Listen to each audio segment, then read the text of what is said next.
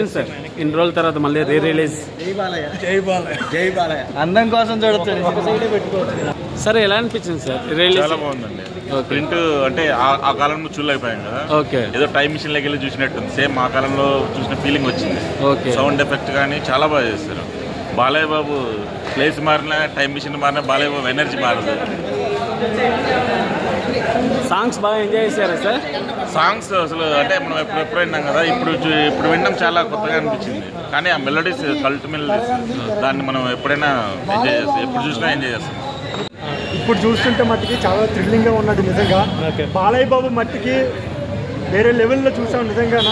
సంగీతం శ్రీనివాస్ గారికి, అదేవిధంగా ఈ సినిమా నిర్మించిన అతనికి మేము మా బాలయ్య బాబు తరఫున, నందమూరి అభిమానుల తరఫున మేము చాలా సంతోషం వ్యక్తం చేస్తాం ఈ సినిమా చూడడం అనేది. సినిమా మట్టికి చాలా బాగున్నది అన్న. 4Kలో చూడడం అనేది ఒక మహా అద్భుతం. ఇటువంటి సినిమాలు, సైంటిఫిక్ ఫిక్షన్ లాంటి సినిమాలు అప్పటికిప్పటికి బాలయ్య గారి ఎనర్జీ ఏమన్నా తగ్గింది అనుకో?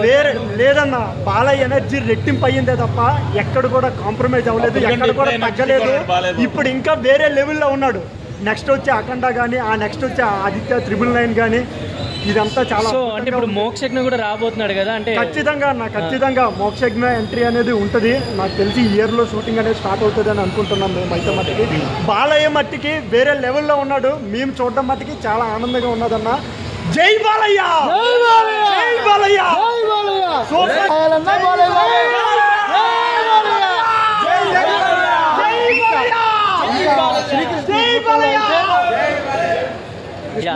శ్రీకృష్ణ రూపంలో అయితే ఇంకా ఆయన నటనకి, ఆయన విశ్వరూపానికి ఇంకొక అఖండ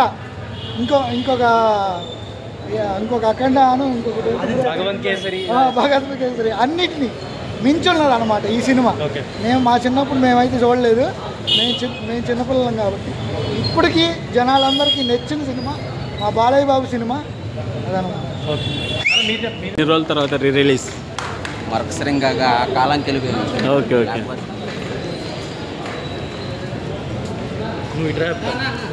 మొత్తం బ్రో ఎలా అనిపించింది రీ రిలీజ్?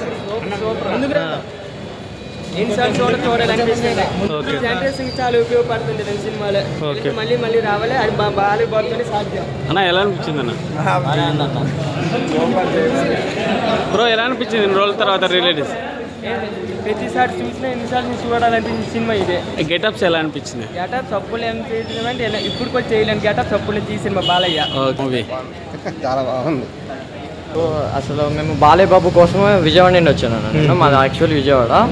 మేము సినిమా అంటే ఇక్కడ రిలేటివ్స్ ఉన్నారని అక్కడ నుండి ఇక్కడ ట్రావెల్ చేసి ఈ మూవీ కోసమనే వచ్చాము. Main purpose. చాలా ఎంజాయ్ చేసాము. సినిమా చాలా ఓల్డ్ మూవీ కాబట్టి ఇప్పుడున్న జనరేషన్కి ఎవరికి అర్థం కాదు.